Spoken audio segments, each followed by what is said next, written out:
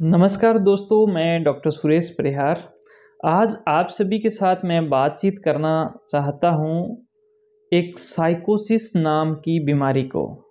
और दोस्तों, उसके जो लक्षण हैं वो कुछ भूतिया प्रकार के होते हैं। जैसे कि लोगों की जो धारणाएं होती है भूतों के बारे में कि भूत होते हैं, घोस्ट होते हैं, और वो इस प्रकार की हरकतें करते हैं या एक इंसान को ऐसे डराते हैं, तो वैसे लक्षण इस बीमारी के होते हैं। इस वजह से इसको भूतिया बीमारी साइकोसिस मैंने लिखा है।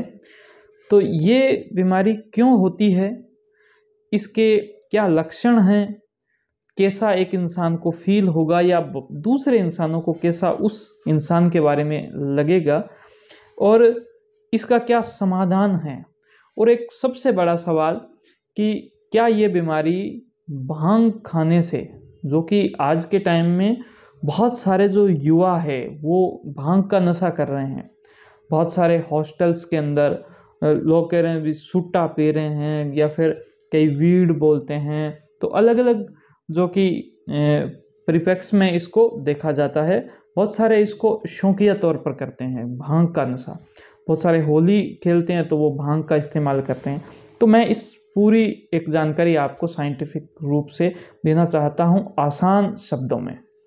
दोस्तों, सबसे पहले बात करें कि ये बीमारी क्या है।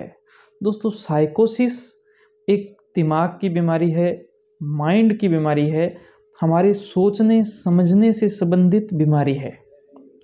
दोस्तों, साइकोसिस बीमारी एक ऐसी बीमारी है जिसके अंदर हमारे माइंड का वो सेंटर, वो केंद्र, वो नाड़ियाँ जो हमें किसी खतरे की आहट दिलाती है, हमारे माइंड का वो हिस्सा जो कि हमें ये बताता है कि आसपास में कुछ सही नहीं है, आसपास में कुछ खतरा है, आसपास में कुछ अजीब सी चीज़ है। यानी फियरफुलनेस एक इंसान को जो नाड़ियाँ बनाती है, उसका इसके अंदर खास तौर पर योगदान होता है। अब आप ये से सोच कर देखिए कि अगर आपके साथ में कुछ ऐसे हो कि आपके माइंड में जो फियर सेंटर है, जो डर का सेंटर है, अगर वो डर का सेंटर ज़्यादा एक्टिवेट हो जाए तो आपको डर लगेगा। डर लगने के बाद में आपके माइंड के अंदर अपने आप विचार आएंगे कि ये डर किस कारण से है, किस वजह से है। कुछ देर सोचने के बाद में लगातार जब वो विचार चलते हैं तो ये पक्का हो जाता है दिमाग के अंदर कि ज़रूर मेरे आसपास के लोग मुझे डरा रहे हैं। ये हो सकता है, या फिर ऐसे हो सकता है कि आसपास में कुछ ऐसी अदृश्य चीज़ें हैं, क्योंकि दिखाई कुछ देगा नहीं, क्योंकि वो डर तो आपके माइंड का है, आसपास तो कोई डर नहीं है। तो वो आसपास के अंदर कुछ अदृश्य चीज़ें हैं जो कि आपको डरा रही है। और दोस्तों, इसके साथ में आपके मन के अंदर ऐसे विश्वास बैठ जाएंगे कि लोग खराब हैं, लोग मुझे मारना चाहते हैं, मेरे बारे में वो गलत सोचते हैं, वो मेरी रेकी करते हैं, वो मेरा पीछा करते हैं। वो लोग जो हैं आसपास के, वो मुझ पर हमेशा अपनी गलत नज़र गड़ाए रखते हैं। एक इंसान ऐसे सोचने लग जाता है। इसके साथ में दोस्तों माइंड की बहुत सारी जो न्यूरोकेमिकल जो रिएक्शंस है वो इसके अंदर शामिल होती है, और एक इंसान को उसके कानों से वैसी ही आवाज़ें आने लग जाती है, उसको महसूस होने लग जाता है वैसी ही आवाज़ें, जैसी आवाज़ एक इंसान बोलता है वैसी ही आवाज़, गलत आवाज़। आसपास में कोई इंसान नहीं है लेकिन फिर भी उसको वैसी आवाज़ें आने लग जाती है। रात के टाइम अंधेरे में उसको कुछ दिखाई भी देना स्टार्ट कर सकता है।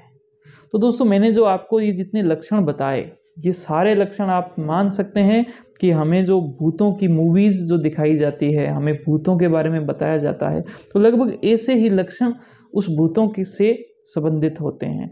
और ये सारे लक्षण दोस्तों साइकोसिस नाम की जो बीमारी है उसके अंदर होने लग जाते हैं। दोस्तों, ये बीमारी क्यों होती है? दोस्तों, ये देखा गया है कि माइंड के अंदर बहुत से प्रकार के न्यूरोट्रांसमीटर्स हैं, जिसमें से एक डोपामिन नाम का न्यूरोट्रांसमीटर है। ऐसी बहुत सी दवाई आती है जो माइंड में अगर हम देवें, अगर हम उस दवाई को खाएं तो वो माइंड में जाती है और वहाँ पर डोपामिन की मात्रा को बढ़ाती है।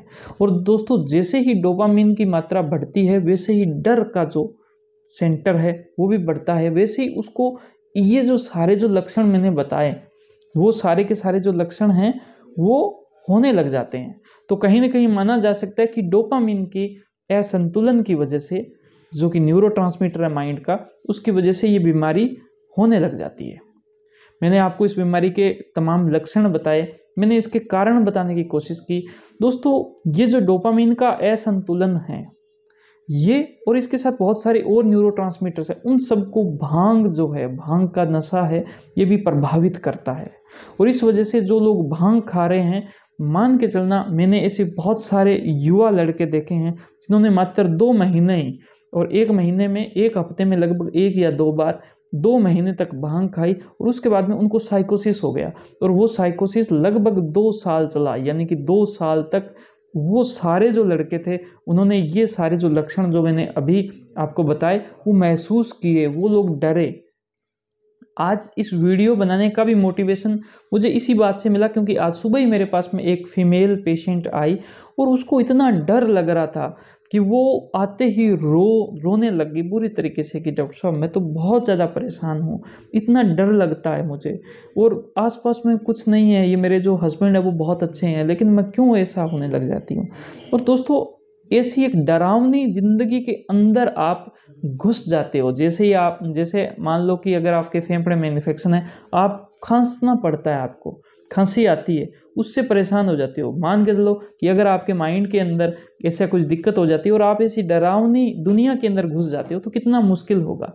दोस्तों, ऐसी मुश्किल स्थिति को लोग पहचान नहीं पाते और इसको वो भूतों का नाम दे देते हैं। इस स्थिति से निपटने के लिए वो लोग बाबाओं का सहारा लेते हैं, और उसके बाद बहुत सारे ऐसे भी केस होते हैं जिनको वो जो लोग हैं वो उनको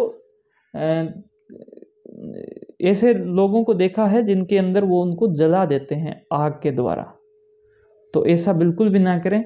इसका प्रॉपर ढंग से इलाज है। जैसे मैंने बताया, डोपामिन का लेवल ऊपर जाता है तो होती है बीमारी, तो डोपामिन को रोकने की भी दवाइयाँ बनी हुई है।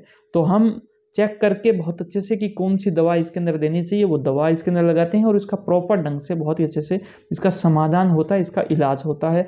और आप इसका जो इलाज है वो ज़रूर करवाएं, और नहीं हो सकता तो वीडियो कॉल पर किसी से संपर्क करें, दवा स्टार्ट करें। दवा बड़ी ही सुरक्षित है और कम से कम 10 से 15 से 20 दिनों के अंदर आपको रिजल्ट आपके सामने होगा। इतनी भयंकर जो चीज़ है उसको रोका जा सकता है शुरुआत में। दोस्तों, बहुत सारे लोग इसके अंदर स्किज़ोफ्रेनिया या फिर ऐसे बहुत सी बड़े बड़े नाम देते हैं जो कि बड़े बड़े डायग्नोसिस है। मेरा ये मानना है कि बड़े डायग्नोसिस पे नहीं जाना चाहिए और हमें बीमारी को डायग्नोसिस से नहीं लेबल करना चाहिए कि इंसान को ऐसे होने लग जाए कि मुझे तो ये बीमारी है ही।